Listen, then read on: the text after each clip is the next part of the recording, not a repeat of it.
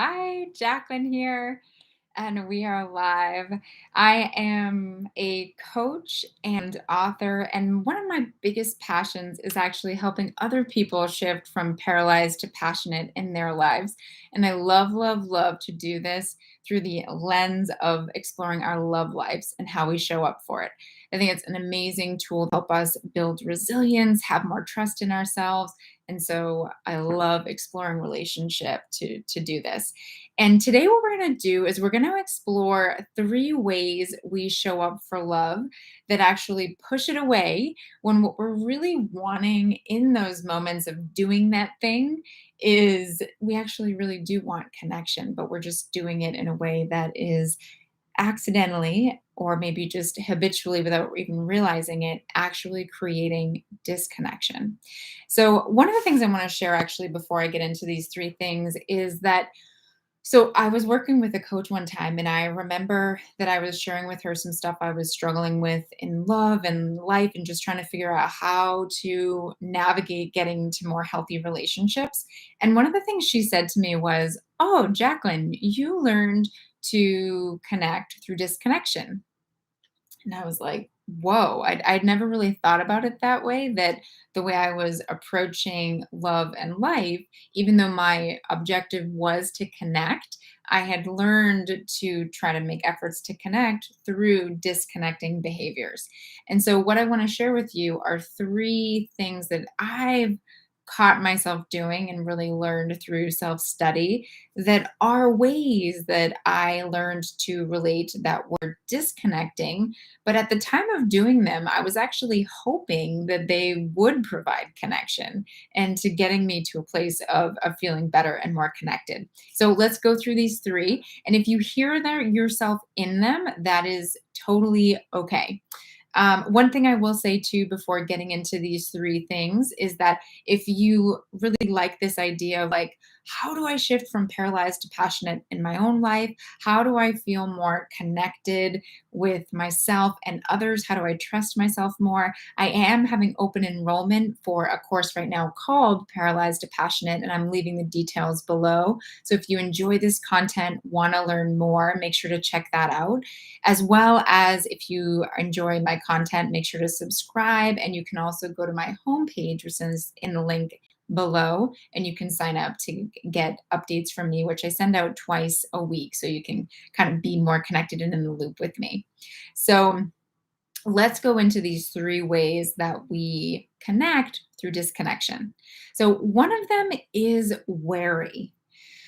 This is something that I think so many of us do. Oh my gosh, I feel like we're in a time too where we're inundated with news and all of these reasons that we can worry.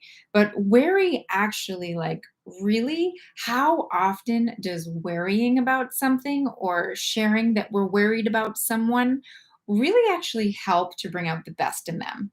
And I think this is so important to hear because a lot of times we can fall into default patterns of thinking and responding like, well, I worry because I care, right? Or I worry about you because I love you. But worrying about someone doesn't really show confidence that we trust their abilities, right? To do what they can do. And really, truly, the best way that we all learn and grow is through trial and error. So, the best thing we can actually do is notice when we're worrying and actually bring attention back to ourselves on what we might be needing that's kind of bringing up uncertainty within ourselves and not put that on the other person. So, one, notice where you have a tendency to worry and express those worries to the other person with kind of this energy to it of, oh, well, I worry because I care, and actually bring that back to, I wonder what's really going on inside of me. I wonder why I'm expressing these worries in the way that I am. Because remember, how often does worrying actually end up creating connection with the other person? And how often does it end up bringing more love into our lives, right? Most often it doesn't do that. It actually creates disconnection and frustration. So the second thing we do is we criticize, right? Oh my goodness, this can show up in so many ways, and it is so easy for so many of us to do. And the truth is, many of us learn this growing up in our homes, right? Where we're encouraged to do better and to be better, but not through like, hey, what do you want? What looks and feels good to you? It's more like, hey, this is what a good girl or boy does, and this is what you should do. Right. And oftentimes, I mean, it can come off as like mild criticism to actually things that can be really um, hurtful. Right. And it can have this air to it as well of, oh, I'm trying to help you. But really, it can be really hurtful and again, create disconnection. And so, what's really important in those moments where we have that urge to criticize, to just start to notice it, right? And again, that is a great time to do internal reflection. Something that's so important to do is to be careful of where we might have a need or a want or desire brewing inside of us. And instead of really honoring it and getting curious about it, we might like end up projecting on other people or be feeling doubtful about our own ability to really own and follow through on a desire. And instead of owning that we might be feeling a little bit scared about trusting ourselves, we kind of put that doubt onto the other person and might end up criticizing them. When again, what we really want to do is actually connect with them. So notice not just when you're worrying, but when you're criticizing and when you're expressing that towards someone outside of you.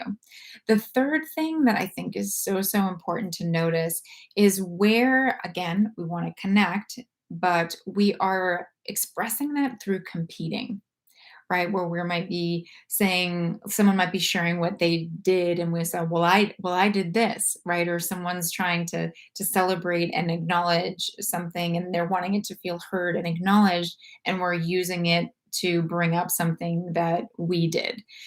And what we want to notice is when we're trying to compete or saying, "Oh, well, I'm doing as much as yours or more than you," it's actually often not bringing connection, right? I remember there was a time in my life where there was someone, right, I was really wanting to just be acknowledged by and to be able to share experiences with, and we would go on runs together. But every time we went on runs together, they were always like 3 steps ahead of me. And so I found myself having to kind of like chase them instead of really getting to just be together. And that was really interesting for me and got me thinking about this whole relationship to feeling like would have to compete for their attention and their love, which was kind of a bummer, right? I just wanted to be able to know, and I think we all want to know in love, that it isn't going to be about competition, and that when we want love and we need love, that it's going to be available. And of course, this is an amazing thing to grow and to cultivate internally, that we don't have to compete for the love for ourselves, and that we don't need to go about it in a way that is worrying or criticizing all of three of these things that we're talking about. Um, we want to know that it's going to be available. And so notice if and when you approach love and you have a desire for connection, for expanding your ability to love, but you catch yourself in these moments of either worrying, criticizing, or competing. And when you notice them, a really great first step to do is just start to take a breath and notice, oh my gosh, like I want to connect with this person. I want to feel more love. Um, but right now what I'm choosing to do isn't doing that. And even by starting to do that and take a breath, you can start to slow it down and break the habit. So if you enjoy topics like this, as I mentioned earlier in the video, you have a few options. You can subscribe. If you're interested in immersing yourself more in how to untangle this and how to really feel more passionate within yourself, but also expand your ability for love, feel free to check out that course down below on Paralyzed to Passionate. It has 6 modules where we're going to be going deeper into redefining our lineage of love. We're going to be talking about creating a foundation of safety, how we access unconditional love, exploring our relationship to control, belonging, and contribution, which I've found all of those things are so, so important to really shifting our relationship to love, trusting ourselves, and really building a sense of resilience. So, if you're interested in that, you feel free to check out that link below to Paralyzed to Passionate. There's also um, a a group coaching call that's going to be part of that, an online community. And there's actually a monthly call that I'm going to be doing for those that enroll as well. And that will be like an ongoing thing that you can be a part of. So definitely check that out. But explore this for yourself. Think about this where you're showing up um, for love in these ways that are disconnecting. Start to breathe, start to notice them so that you can create something new and actually connect and yeah, connect by connecting instead of accidentally connecting through disconnecting. All right, I'm sending you so much love, wishing you have an amazing day, and I'll see you soon.